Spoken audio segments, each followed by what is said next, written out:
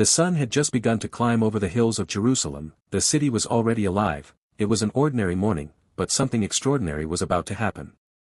Outside the temple courtyard, a small crowd gathered. At the center stood a man who had drawn attention wherever he went, Jesus of Nazareth. He wasn't like the other teachers.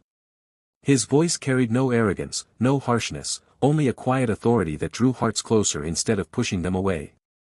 That morning, Jesus sat down on the cool ground, teaching anyone who wished to listen. Farmers, travelers, mothers with children, they all gathered around, their eyes fixed on him. His words weren't about rules or rituals, but about life, about peace, forgiveness, and the love of God that reached even the most broken. But nearby, a group of religious leaders, the scribes and Pharisees, were plotting something. To them, Jesus was a threat. His growing influence, his mercy, his way of lifting sinners instead of condemning them, it unsettled them. They wanted to prove that this so-called teacher was not above the law. They wanted to trap him, to twist his compassion into something they could use against him. And then, they found the perfect opportunity. Down a side street, there was commotion, shouts, footsteps, the sound of shame echoing between the walls. A woman was being dragged forward, her hair messy, her clothes torn, her face streaked with tears and dust. Her name is not given, but her pain spoke louder than her name ever could. She had been caught in the very act of adultery. In their hands, the Pharisees held stones, rough, heavy, ready to strike. To them, she wasn't a person anymore. She was evidence. A tool to test Jesus. The woman stumbled as they pulled her through the crowd and threw her into the middle of the temple courtyard, right in front of Jesus. The murmurs began immediately. People turned their eyes away, some in judgment, others in pity. The woman knelt in the dirt, trembling. Too ashamed to lift her face. The Pharisees stepped forward. "Teacher," one of them said, his voice cold and sharp, "this woman was caught in the act of adultery. The law of Moses commands that such women should be stoned. What do you say?" The trap was set. If Jesus said, "Let her go," they could accuse him of rejecting God's law. If he said, "Stone her," his message of mercy and love would crumble in an instant. Every eye turned to him. The crowd waited, holding its breath. Jesus looked at the woman, broken, trembling, caught between fear and shame. He saw beyond her sin, beyond her tears. He saw her heart, the pain, the regret, the hopelessness. But he also looked at the Pharisees, standing tall with stones in their fists, confident in their righteousness. Instead of replying, Jesus did something unexpected. He bent down and began to write in the dust with his finger. The crowd grew silent. The Pharisees frowned, puzzled and impatient. What was he doing? Drawing symbols? Writing words? No one knew. But his calmness unsettled them. His silence spoke louder than their shouting. "Teacher," one of them pressed again, "what do you say?" Jesus slowly straightened up. His eyes, calm, steady, filled with authority, met theirs. Then, in a voice both gentle and piercing, he said, "Let the one among you who has never sinned throw the first stone." The words hung in the air like thunder. The crowd went completely still. The sound of the city faded away. All that could be heard was the heartbeat of truth.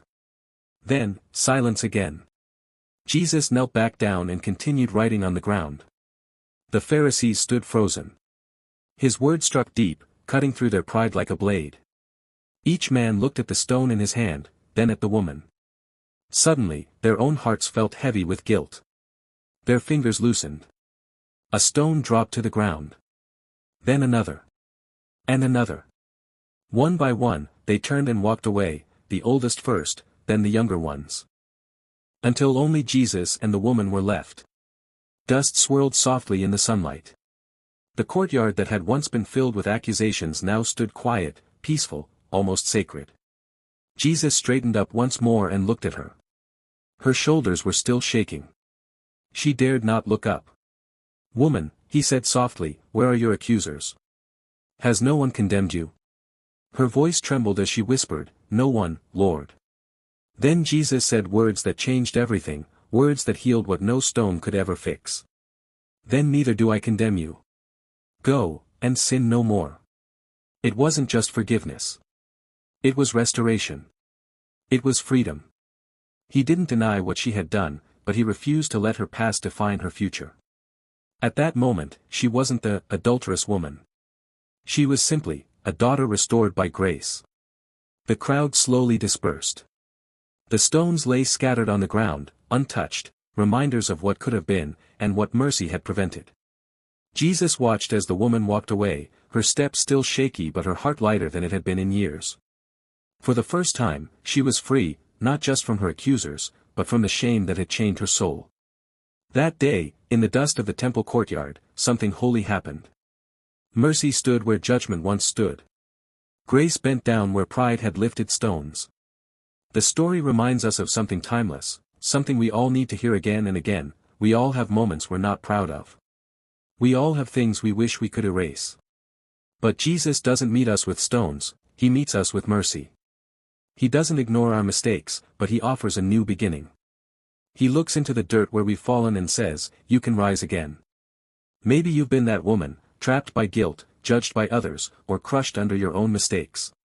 Maybe you've stood in the crowd, quick to point fingers, forgetting that we too are imperfect. Whichever side you find yourself on, this story whispers the same truth. Grace wins. It wins over judgment. It wins over shame. It wins over every voice that says you're not worthy of a second chance. Because in the end, Jesus didn't come to throw stones. He came to pick us up from the dust, wipe away our tears, and remind us that mercy still has the final word. So the next time you feel unworthy, remember the woman in the courtyard. Remember the stones that never flew. Remember the voice that said, "Neither do I condemn you." And remember, no matter how far you've fallen, you are never beyond the reach of grace. This story isn't just about a woman long ago.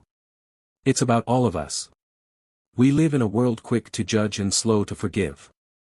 But Jesus shows us another way, a way of compassion, humility, and restoration. When we choose mercy over judgment, we become reflections of his love. Because true holiness is not found in holding stone, but in dropping them.